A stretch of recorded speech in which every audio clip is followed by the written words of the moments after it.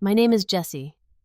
I'm 58 years old, and I never thought I'd be standing alone in the snow on Christmas Eve, watching my own son close the door in my face. The cold bit through my coat as I stood there on his front porch, holding gifts I'd carefully wrapped for my grandchildren, gifts they'd never receive. 25 years of sacrifice, of putting his needs before mine, of giving everything I had to build the man he became. And this is how it ends. With me shivering in the darkness while warm light spilled from his windows, illuminating the family gathering. I wasn't invited to join. Before I tell you what happened that night, I'd love to know where you're watching from. Please, hit that like button and subscribe if this story touches your heart. Trust me, you'll want to hear how this Christmas Eve changed everything I thought I knew about family. 25 years ago, when David was just 7, his father walked out on us without a backward glance. Left me with a mountain of debt, a broken heart, and a little boy who kept asking when Daddy was coming home. I never had an answer that didn't break my heart a little more each time. So I did what any mother would do. I picked up the pieces and built something better. Working 2 jobs became my normal. Days at the grocery store checkout, scanning endless items while forcing smiles at customers who barely acknowledged my existence. Nights at St. Mary's Hospital cleaning rooms where families said goodbye to loved ones, where hope and despair lived side by side in sterile hallways. The fluorescent lights buzzed overhead as I mopped floors at 3 in the morning, my feet screaming in cheap shoes, my back aching from bending over hospital beds. But David never knew about the pain. When he woke up for school, I was already dressed and ready, with his breakfast having caught maybe 3 hours of sleep between shifts. When he needed help with homework, I was there at the kitchen table, even if my eyes burned from exhaustion. When he wanted to join the baseball team, I found a way to pay for the uniform and equipment, even if it meant skipping lunch for 2 weeks. The laptop incident still makes me smile, though it nearly broke me financially at the time. David was 16, desperate to fit in with classmates who all had their own computers. I watched him struggle with research projects, saw how he'd stay after school to use the library computers, coming home frustrated and behind. That's when I made the decision that would haunt me for years. The thin gold wedding band on my finger, the only thing left from my marriage, besides David himself, went to the pawn shop on 5th Street. $300, that's all it was worth to the man behind the bulletproof glass. $300 for 15 years of marriage, for the promises made and broken, for the symbol of love I'd clung to long after love had died. But it was enough for a used laptop that would last David through high school and into college. I told him I'd been saving up, watched his face light up with joy, and never mentioned the pale line on my finger where the ring used to be. College brought bigger challenges. David got into State University, a good school with a price tag that made my stomach turn. Financial aid covered some costs, but there were gaps, always gaps. Books, housing deposits, meal plans, laboratory fees. Each semester brought new bills, new ways for me to stretch dollars that didn't exist. I picked up weekend shifts, cleaning office buildings, scrubbing toilets in corporate towers, while executives' framed diplomas looked down at me from mahogany walls. Then came Mark Peterson, a kind widower from church who noticed me struggling and offered something I hadn't had in years: companionship. He was patient with my schedule, understanding about my priorities, gentle in ways that made me remember what it felt like to be cherished. When he proposed after 6 months of careful courtship, I wanted to say yes. The ring was simple but beautiful, the kind of modest elegance I'd always dreamed of. But David was 19 then, still adjusting to college life, still needing me to be completely available for his crises and celebrations. I said no to Mark, choosing my son's comfort over my own happiness. Mark understood, or pretended to. He moved to Florida 6 months later, sending Christmas cards for a few years before those stopped coming too. Sometimes I wondered what my life might have looked like with Mark's steady presence, his gentle humor, his willingness to share the load I'd been carrying alone for so long. David graduated summa cum laude, landing a job at a marketing firm in Chicago. I was so proud watching him walk across that stage in his cap and gown, knowing every sacrifice had been worth it. But Chicago was expensive, and David had dreams bigger than his entry-level salary could support. He wanted to start his own consulting business, had ideas and energy, but no capital. $50,000. That's what he needed to get started, to rent office space, buy equipment, cover his expenses until clients started paying. It was every penny of my retirement savings money I'd scraped together working those double shifts and skipping meals. But when David explained his business plan over dinner at our favorite restaurant, his eyes bright with possibility, I knew what I had to do. I signed the loan papers without hesitation, watching David's face transform with relief and excitement. We shook hands across the restaurant table, him promising to pay me back within 5 years, me knowing I'd probably never see that money again and not caring as long as he was happy. His success became my greatest achievement, his victories more satisfying than anything I'd ever accomplished for myself. The business took off faster than either of us expected. David landed major corporate clients, hired employees, moved to a bigger office downtown. Within 3 years, he was making more money than I'd ever dreamed possible. That's when he met Sarah at a conference in Denver, a marketing executive with an MBA and designer clothes who swept him off his feet in 2 weeks. The first time I met Sarah, I knew things were about to change. David brought her home for Thanksgiving 6 months after they'd started dating, and I could see marriage in his eyes before they'd even taken their coats off. Sarah was beautiful in that polished, professional way that made me suddenly aware of my discount store clothes and home-dyed hair, but I was determined to love her, to welcome her into our little family. I spent 3 days preparing that Thanksgiving dinner, making all of David's favorite dishes, plus several new ones I thought Sarah might enjoy.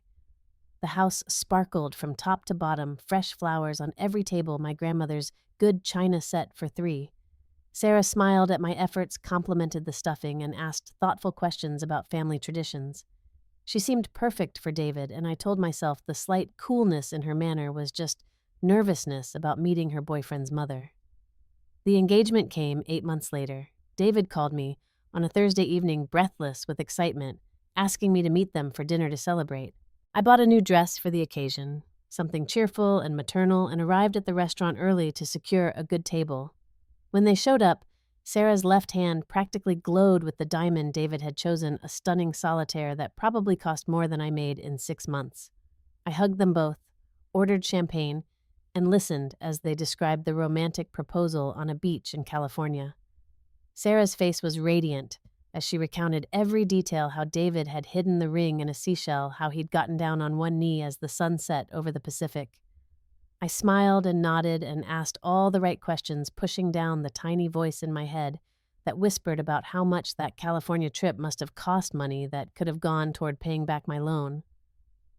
The wedding planning consumed the next 8 months of their lives, and by extension mine. Sarah had specific ideas about everything from the venue to the flowers to the font on the invitations. David seemed happy to let her take the lead, showing up for the bigger decisions, but leaving most details to his fiancée and her mother. I offered to help wherever I could, suggesting ways to save money without sacrificing elegance, but Sarah had her heart set on the expensive options. $20,000 was what they asked me to contribute toward the wedding costs. Sarah's parents were paying for most of it, but there were extras, things they really wanted but couldn't quite afford. The photographer they'd fallen in love with, the upgrade to premium flowers, the string quartet for the ceremony. David approached me carefully, apologetically, explaining that he didn't want to start their marriage in debt when I could help them avoid it. I said yes, of course.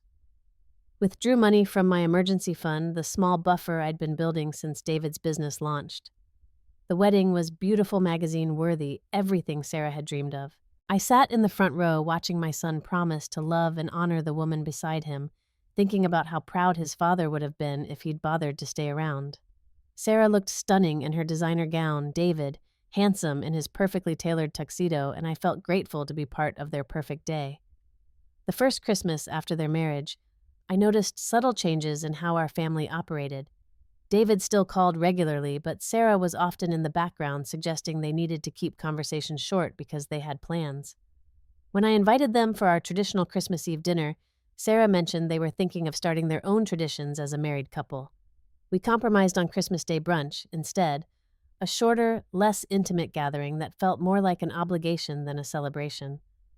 Emma was born the following November, a beautiful baby girl with David's dark hair and Sarah's delicate features. I fell in love with my granddaughter the moment I held her, this tiny person who represented the future of our family. David and Sarah seemed overwhelmed by parenthood, so I offered to help however I could. Babysitting, cooking meals, doing laundry, anything to ease their transition. But my help came with restrictions I hadn't expected. Sarah had specific ideas about childcare, feeding schedules, sleep routines. She'd read all the latest parenting books, joined online forums, consulted with pediatricians about every detail. My old-fashioned methods, the same ones that had successfully raised David, were now considered outdated, potentially harmful. When I rocked Emma to sleep during a visit, Sarah gently but firmly explained that they were training her to self-soothe. When I offered to give her a bottle of formula so Sarah could rest, I was told they were exclusively breastfeeding. I adapted, learning new rules and respecting new boundaries, anything to stay connected to my granddaughter. David seemed caught in the middle, sometimes wanting to honor his wife's wishes while maintaining our close relationship. He started having coffee with me alone, leaving Emma and Sarah at home, and during those conversations I glimpsed the son I'd raised. We'd talk about his childhood, his business, his hopes for Emma's future. Those moments felt like the old days before Sarah's preferences became the family law. Tyler arrived 2 years later, another beautiful grandchild I instantly adored. By then, Sarah had refined her parenting philosophy even further, and I found myself walking on eggshells during visits. The children were scheduled within an inch of their lives with specific times for meals, naps, educational play, and limited screen time. Spontaneous trips to the park or impromptu ice cream treats. The kind of grandmother activities I'd imagined were discouraged as disruptive to their routine. Phone calls became less frequent visits, more structured and brief. David always had excuses. Work was busy, the kids were going through difficult phases. Sarah was tired from managing everything. I understood, or tried to. Parenting was different now than when I'd raised David alone, and I didn't want to be the interfering mother-in-law who couldn't adapt to changing times. The real shift began 6 months before that awful Christmas Eve, though I didn't recognize it as the beginning of the end at the time. David had been increasingly distant during our phone calls, his responses shorter, his attention divided. When I suggested visiting for Emma's 8th birthday in October, he hesitated in a way that sent cold fingers of dread down my spine. "Sarah wants to keep it small this year," he finally said, his voice careful and apologetic. "Just immediate family. Maybe you could come by the following weekend instead when things are calmer." Immediate family. The words hit me like a physical blow, even though David tried to soften them with promises of future visits and explanations about Sarah's stress levels. I hung up the phone and sat in my empty kitchen staring at the birthday present I'd already wrapped for Emma, a beautiful art set with colored pencils and sketchbooks that I'd chosen so carefully. When had I stopped being immediate family? That weekend I saw the birthday party photos on Sarah's Facebook page. Not a huge celebration, just as David had said, but not the intimate family gathering I'd imagined either. Sarah's parents were there, along with her sister's family and several of Emma's school friends. 20 people, easily, maybe more, all gathered around my granddaughter as she blew out her candles. I studied those photos for clues I didn't want to find, looking at the faces of people who belonged there, while I sat alone in my house 30 minutes away. I called David the next day, trying to keep my voice level as I asked about the party. He sounded guilty when he answered, talking fast about how things had gotten out of hand, how Sarah's mother had invited extra people without consulting them, how he'd thought of calling me several times but didn't want to disrupt the chaos. His explanations felt hollow, practiced, like he'd been preparing them since the moment he'd decided not to include me. 3 weeks later came the conversation that changed everything between us. David called on a Thursday evening while I was making dinner, the same dinner routine I'd maintained for years, even though I was cooking for one. His voice was tense from the moment I answered, and I knew before he spoke that this wouldn't be a pleasant call. "Mom, we need to talk about boundaries," he said, without any small talk lead up. "Sarah feels like you're too involved in our lives, and I'm starting to see her point. You call multiple times a week, you offer advice. We didn't ask for you, show up with gifts when we're trying to teach the kids about earning things. It's becoming overwhelming."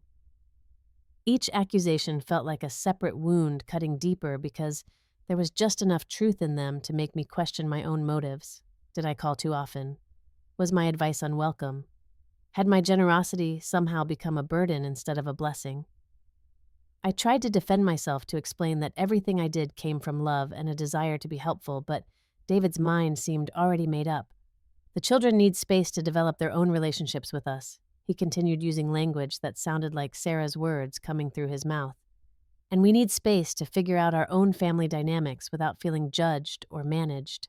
I know you mean well, but sometimes it feels like you don't trust us to raise our own kids. Trust. The word landed like a slap across everything I thought I knew about our relationship.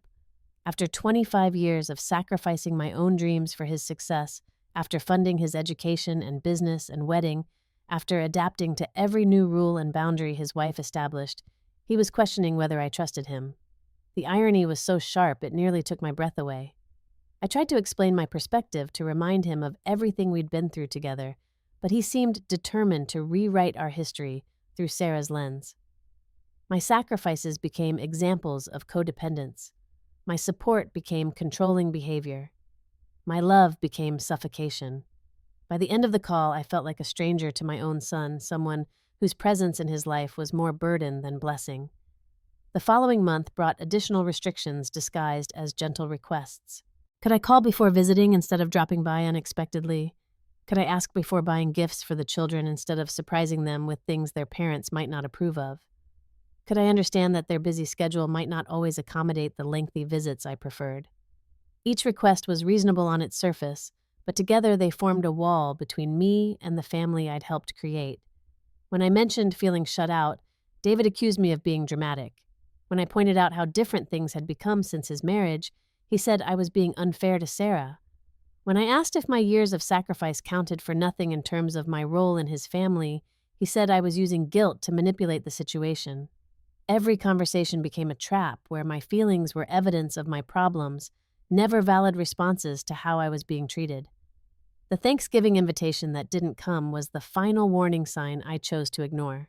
For the first time since David was born, I spent Thanksgiving alone in my house, heating up a turkey dinner from the grocery store while scrolling through social media photos of other families gathered around loaded tables. Sarah posted beautiful images of their celebration, David carving turkey, while Emma and Tyler watched adoringly, 3 generations of Sarah's family filling every seat around their dining room table. No explanation came for my exclusion, no apology or acknowledgement that anything had changed. When I finally called David the following week to ask what had happened, he seemed surprised that I expected an invitation.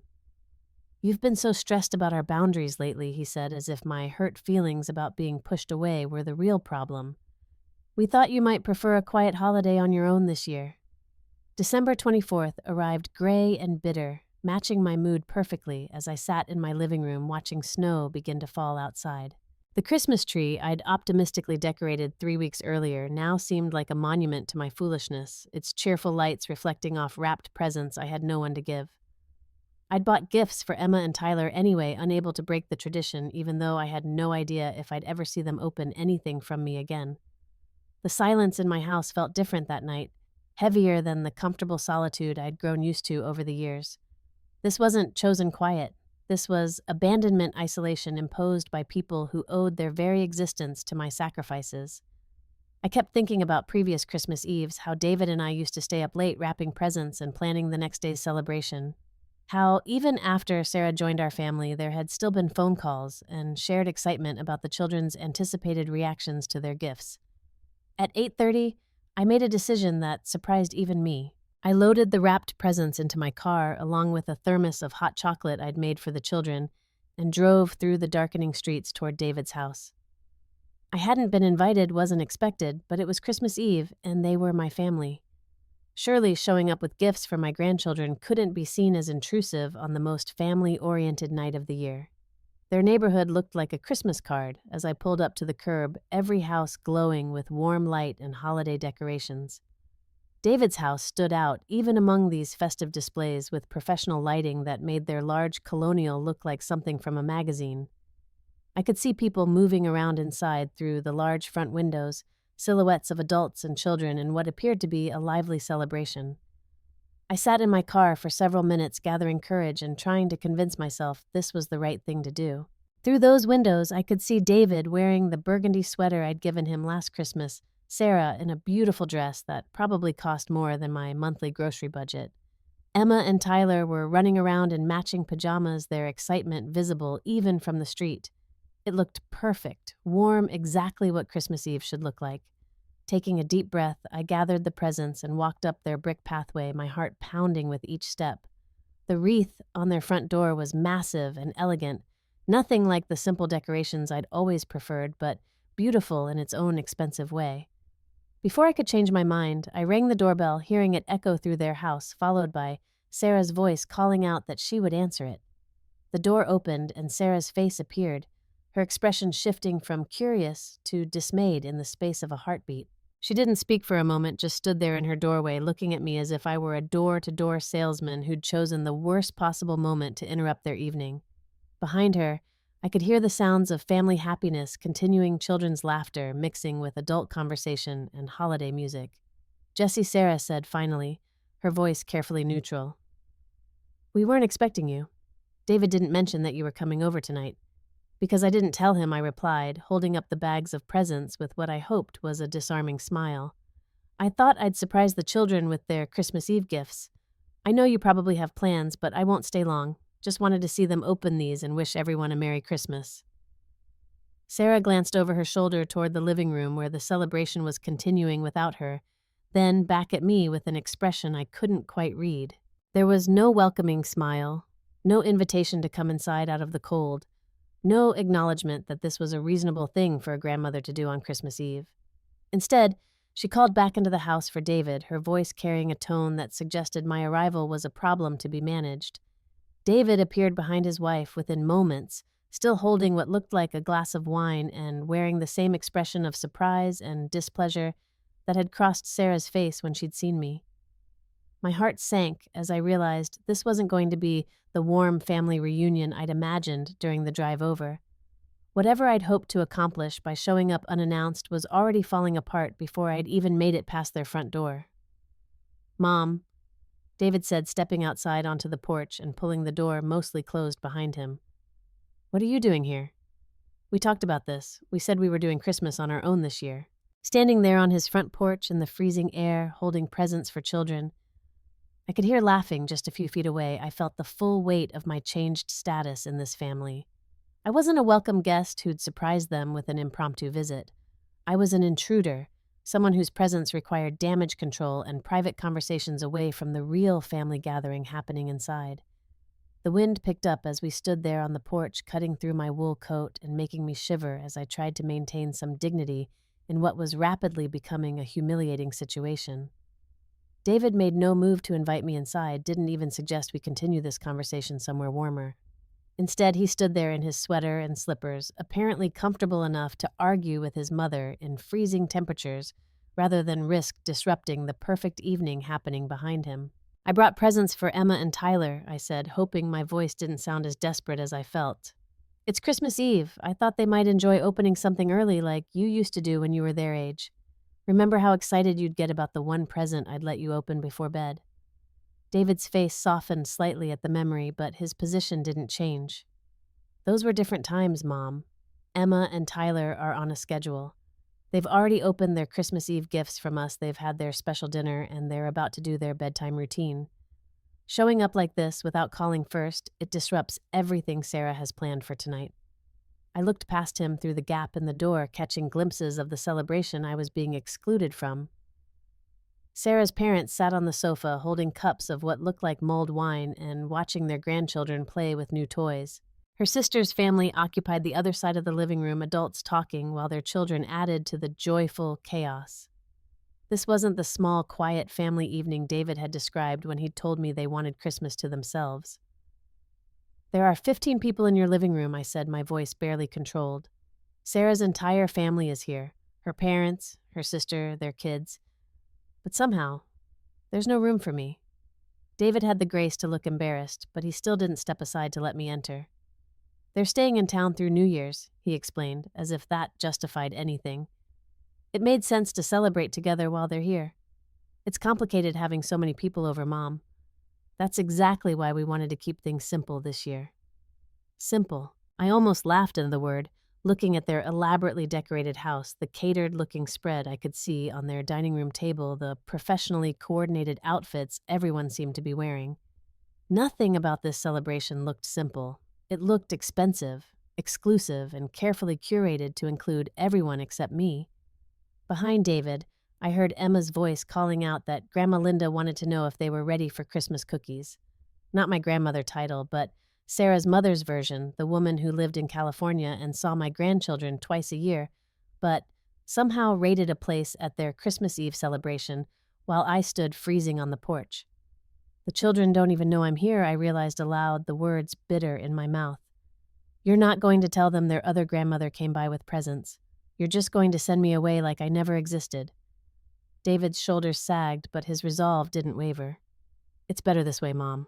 They're having such a good time, they're settled into the evening. Seeing you and then having you leave again, it would just upset them. They'd ask questions we're not ready to answer. Questions about why their grandmother isn't welcome at Christmas. Questions about why the woman who helped pay for their father's education and business and wedding doesn't merit a place at their family table. Questions that might make them think less of their parents if they knew the truth about how I was being treated. The door opened wider, and Sarah appeared beside David, her patience apparently exhausted by our prolonged conversation. I heard enough of this from inside. She said, her voice polite but firm. Jessie, I'm sorry you drove over here, but this is exactly the kind of boundary crossing we've been talking about. You can't just show up whenever you feel like it and expect us to rearrange our plans around your needs. My needs. As if wanting to see my grandchildren on Christmas Eve was some unreasonable demand. As if 2 years of accommodating every restriction and boundary they'd imposed hadn't earned me the right to 5 minutes of their holiday celebration. As if everything I'd given this family over the past 25 years was worth nothing compared to their precious schedule. I've spent every Christmas Eve for the past 8 years in this house, I said, looking directly at Sarah. I've watched these children grow up, been part of every major holiday and birthday until this year. I'm not asking to move in or take over your traditions. I just wanted to give them their presents and wish them Merry Christmas. 5 minutes of your time on the most important family night of the year. Sarah's expression didn't soften. That's the problem right there, she replied. You think you're entitled to access whenever you want it. You think because you've done things for David in the past, we owe you unlimited involvement in our lives now. That's not how healthy boundaries work in families. Healthy boundaries. The phrase she'd been using for months to justify every exclusion, every restriction, every way they'd found to minimize my role in their lives. But I was beginning to understand that these boundaries only worked in one direction. I was expected to give them space, but they felt perfectly comfortable asking for money when they needed it. I was supposed to respect their privacy, but Sarah felt free to judge every aspect of my behavior and find it wanting. The snow was falling heavier now, large flakes that clung to my hair and shoulders as I stood there, absorbing the final destruction of everything I'd believed about my relationship with my son. Inside the house, I could hear someone starting to play piano, probably Christmas carols, the kind of picture-perfect moment I'd imagined sharing with my family. Instead, I was being dismissed like an unwelcome stranger while real family members gathered around the piano to sing. Something shifted inside me as I stood there watching my son choose his wife's comfort over his mother's heart, snow falling around us like a blessing I didn't deserve. The tears I'd been fighting back suddenly dried up, replaced by a clarity so sharp it almost took my breath away. This wasn't just about Christmas Eve. This was about who I'd allowed myself to become in the pursuit of keeping peace in David's marriage. For 2 years, I'd twisted myself into smaller and smaller shapes, accommodating every demand and restriction Sarah imposed, while telling myself it was temporary, that eventually we'd find our rhythm as an extended family. I'd bitten my tongue when my advice was dismissed, smiled when my traditions were discarded, accepted crumbs of attention while pretending they were enough. I'd been so afraid of losing my place in David's life that I'd given up my dignity to keep it. But standing there in the snow looking at my son's face as he waited for me to accept his dismissal and leave quietly, I realized I'd already lost everything I'd been fighting to preserve. The son who respected my sacrifices was gone, replaced by a man who saw my love as leverage his wife could use against me. The grandchildren who used to run to me with excitement were being raised to see me as an inconvenience. The family I'd built through decades of self-sacrifice had decided I was no longer necessary. You know what, David? I said, my voice calmer than I'd felt in months. You're absolutely right. This was a mistake. I shouldn't have come here tonight expecting to be welcomed into your family celebration. I clearly misunderstood my place in your lives. Relief flickered across both their faces, and I could see them preparing to close the door and return to their perfect evening. But I wasn't finished yet. There was something liberating about finally seeing the situation clearly, about acknowledging what had been obvious for months but too painful to accept. I need to apologize to both of you. I continued, watching confusion replace relief in their expressions. I've been operating under some false assumptions about our relationship, and that's my fault for not paying better attention to how things have changed. I thought the 25 years I spent raising David alone meant something in terms of my ongoing role in this family. I thought funding his education and business startup and wedding earned me some consideration when it came to major family decisions. I thought being Emma and Tyler's grandmother gave me certain natural privileges that couldn't be revoked by scheduling conflicts. David started to interrupt, probably to offer some hollow reassurance, but I held up my hand to stop him. I could see Sarah behind him, her face growing more uncomfortable as she realized this conversation wasn't going where she'd expected. But I can see now that I've been living in the past, holding on to outdated ideas about family loyalty and mutual obligation. You've both made it very clear that my contributions to this family's success don't translate into any special status or consideration. That's fine. I accept that. But I think you'll find that this realization changes things in ways you haven't considered yet. The wind howled around us, and I could feel the cold seeping through my boots, but I'd never felt more alert or focused in my life. For months, I'd been reacting to their restrictions with hurt feelings and desperate attempts to prove my worthiness. Now I was finally thinking like the businesswoman I should have been, all along the person who'd managed complex budgets and difficult decisions during all those years of single motherhood. I'll be calling my attorney after the holidays, I told them, watching David's face change as he began to understand that this wasn't going to end with me apologizing and slinking away. The $50,000 loan I gave you to start your business will need to be repaid in full.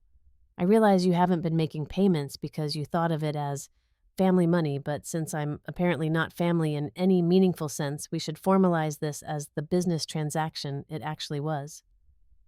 Sarah's mouth fell open, and David took a step backward as if I'd struck him. But I wasn't finished. There was a freedom in finally speaking truth instead of swallowing my dignity to keep peace. The $80,000 I put toward your house down payment was also intended as family assistance, but again, I see now that I misunderstood our arrangement. I'll need that returned as well. And I think it's only fair that you take over the car insurance payments for that BMW I've been covering, since independent adults should handle their own financial obligations. Mom, what are you talking about? David finally found his voice, though. It came out strangled and barely audible. You can't be serious about this. That money was gifts. Family helping family. You can't just suddenly demand it back because you're upset about one Christmas Eve. One Christmas Eve. As if months of systematic exclusion and boundary setting had all happened tonight. As if my hurt was about missing a single party instead of watching my relationship with my grandchildren be slowly strangled by a woman who saw me as competition for my son's loyalty. Actually, David, I can demand it back, and I am. You see, when you treat someone like a stranger, you don't get to benefit from the generosity they showed when you considered them family. You and Sarah have spent 2 years teaching me that my feelings, my traditions, and my relationships with your children don't matter to you.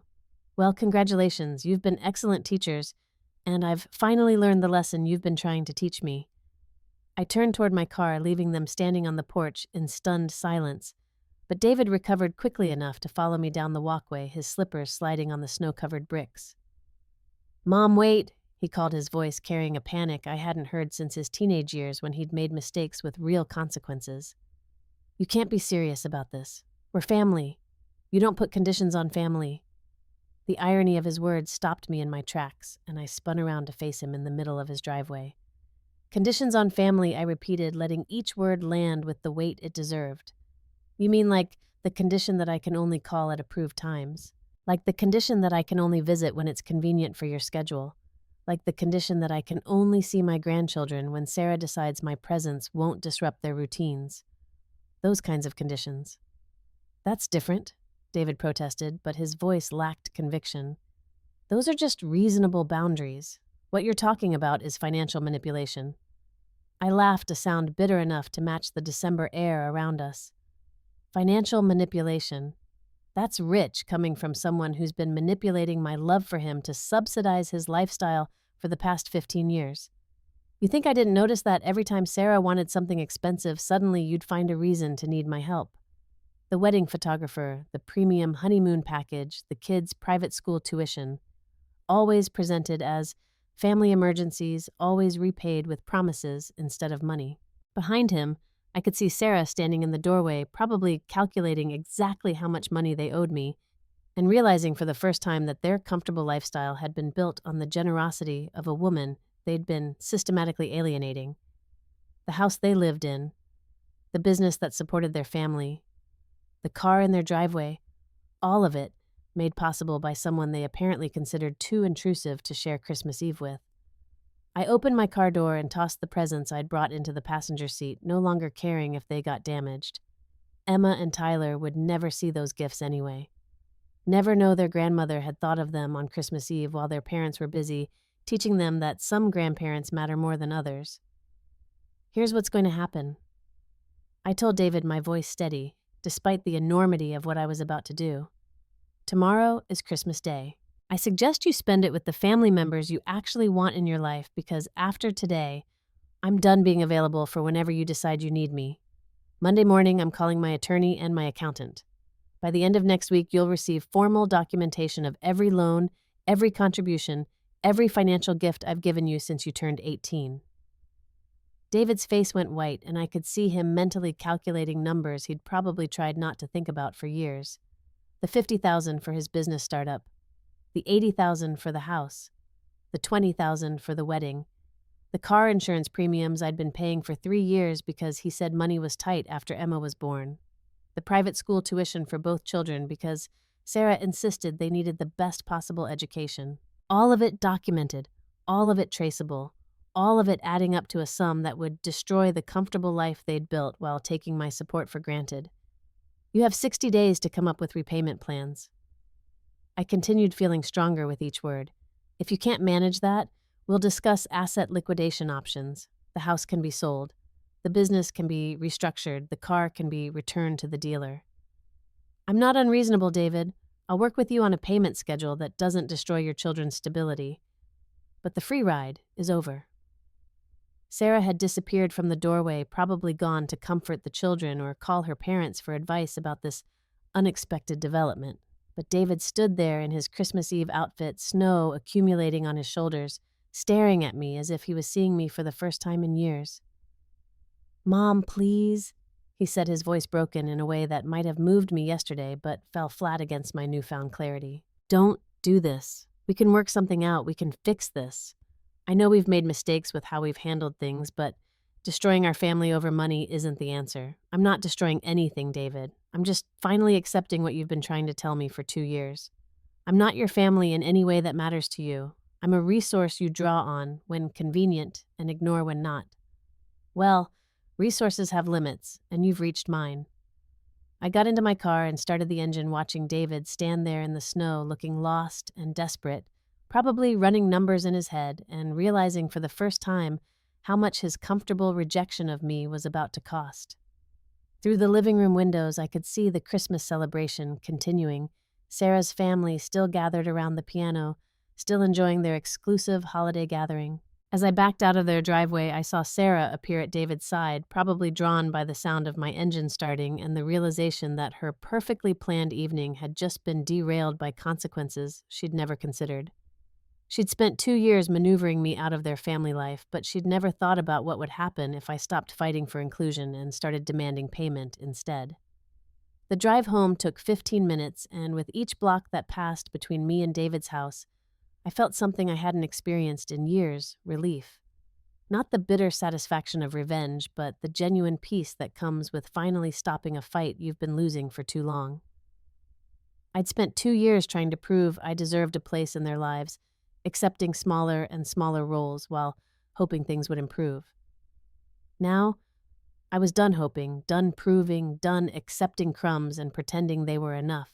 Monday morning arrived gray and cold, matching my mood as I sat in attorney Jonathan Miller's office reviewing financial documents I'd brought to support my case. Jonathan had been David's Little League coach 15 years earlier, and he looked genuinely saddened as I explained the situation that had brought me to his office 3 days after Christmas. "This is a substantial amount of money, Jessie," he said, adjusting his reading glasses as he studied the paperwork I'd meticulously organized over the weekend. "The business loan alone would be enough to force a bankruptcy if David can't refinance or find investors. Are you certain you want to pursue this course of action?" I'd spent the weekend asking myself the same question, going through old photo albums and letters, remembering happier times when David and I had been a team against the world. But I'd also spent those days thinking about Emma and Tyler growing up to see me as an optional relative, someone whose love could be discarded whenever their mother decided my presence was inconvenient. I thought about all the future holidays I'd spend alone while they celebrated with the grandparents who really mattered. I'm certain I told Jonathan, surprised by how steady my voice sounded. "I've given David every opportunity to treat me with basic respect and consideration. Instead, he's chosen to support his wife's campaign to minimize my role in their family. If I don't matter enough to be included in their lives, then I don't matter enough to subsidize those lives either." Jonathan nodded slowly, making notes in the margins of my documents. "We'll start with demand letters," he said. "Formal notifications that these debts are being called in with clear timelines for repayment. It's possible that receiving official legal documents will motivate them to reconsider their treatment of you before this gets more complicated. But I wasn't interested in motivation born from financial pressure. If David wanted me in his life, it should be because he valued our relationship, not because he couldn't afford to lose my support. If Sarah wanted peace between us, it should be because she recognized the importance of extended family, not because she needed my money to maintain her lifestyle." The phone calls started that afternoon. David first, then Sarah, then David again, each conversation more desperate than the last. They offered compromises I should have demanded months ago: regular visits with the grandchildren, inclusion in holiday celebrations, respect for my opinions about family matters. But their sudden willingness to negotiate felt hollow when it was motivated by panic about their financial situation rather than genuine recognition of how they'd been treating me. "I'm glad you're finally ready to discuss our family relationship," I told David during his third call that week. "But first, let's resolve this business matter. Once you've repaid what you owe me, we can talk about rebuilding our personal connection from a position of mutual respect instead of financial dependence." The business started showing strain within 2 weeks. David had to lay off one of his employees and take on additional work himself to cover the lost labor costs. Sarah returned to her corporate job earlier than planned, leaving the children in daycare while she worked to help meet their suddenly urgent financial obligations. The private school tuition became impossible to manage, forcing them to research public school options for Emma and Tyler. I felt no satisfaction watching them struggle, but I felt no guilt either. These were natural consequences of choices they'd made, not punishments I'd invented to hurt them. They'd chosen to treat me as expendable while depending on my financial support. Now they were learning what expendable really meant when it was applied to someone who'd been propping up their comfortable lifestyle for years. Sarah's parents offered to help, but their assistance came with conditions David and Sarah found difficult to accept. Suddenly, they were learning what it felt like to have their decisions questioned, their independence, undermined, their privacy, invaded by people whose financial support they needed. The irony wasn't lost on me, but I took no pleasure in watching them experience the kind of boundary violations they'd spent 2 years accusing me of. 6 weeks after Christmas Eve, David appeared at my door on a Sunday evening looking exhausted and defeated. We stood in my living room, the same room where he'd played as a child, where I'd helped him with homework and celebrated his achievements, where I'd worried about his future during those difficult teenage years. Now, he was 32 years old, successful by most measures, but reduced to begging his mother for financial mercy because he'd never learned to value what he couldn't afford to lose. "We're going to lose the house," he said without preamble, his voice hollow with despair.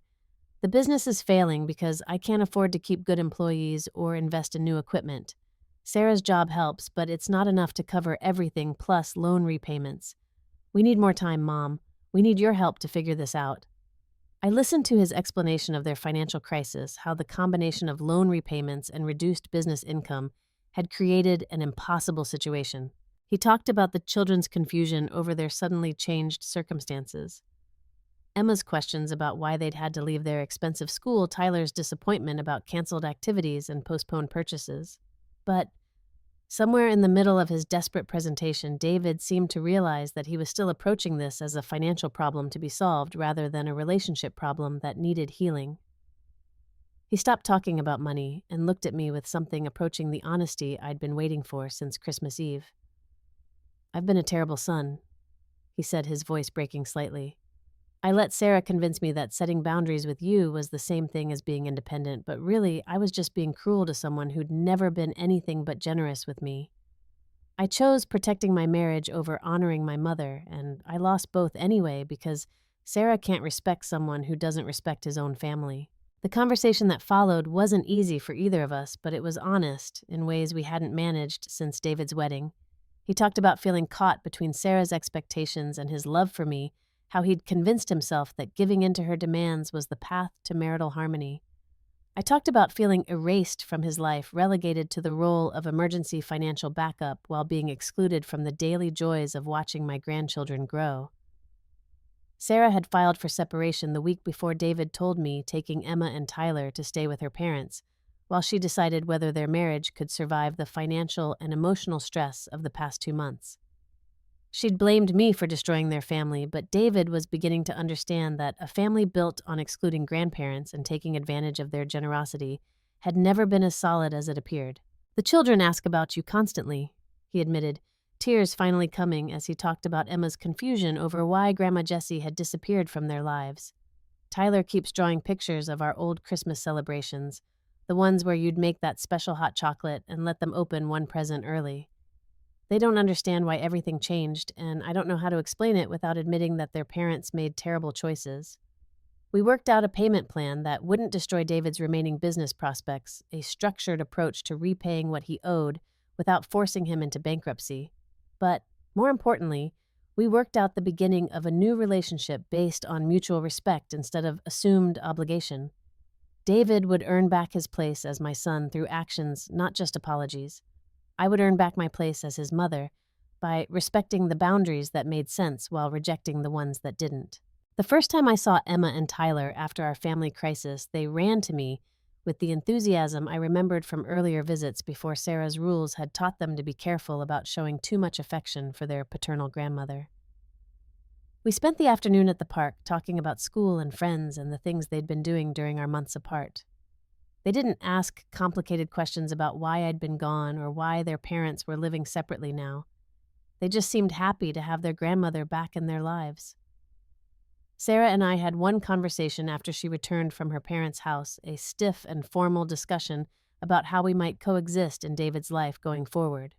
She apologized for some of her actions, though not for the underlying attitudes that had motivated them. I accepted her apology while making it clear that I wouldn't accept a return to the previous arrangement where her comfort took precedence over my relationship with my grandchildren. David's business recovered slowly, aided by his renewed focus and the hiring of a business consultant who helped him develop more sustainable practices. The house was sold, but they found a smaller place in a good school district where the children could thrive without the financial pressure that had contributed to so much family stress. Sarah returned to work full-time, which seemed to give her a sense of independence that made her less threatened by my presence in their lives. I started dating again for the first time since Mark Peterson had moved to Florida all those years ago. James Richards, a retired teacher from my church, had been patiently asking me to coffee for months before I finally accepted. Our relationship developed, slowly built on shared interests and genuine affection rather than desperation or convenience. For the first time in decades, I was experiencing love that didn't require sacrifice or compromise of my core values. James came with me to Emma's school play and Tyler's soccer games events where I sat in the audience as a proud grandmother rather than an barely tolerated intruder. David and I rebuilt our relationship, gradually learning to communicate as adults rather than falling back into the parent-child dynamic that had made me feel responsible for solving all his problems.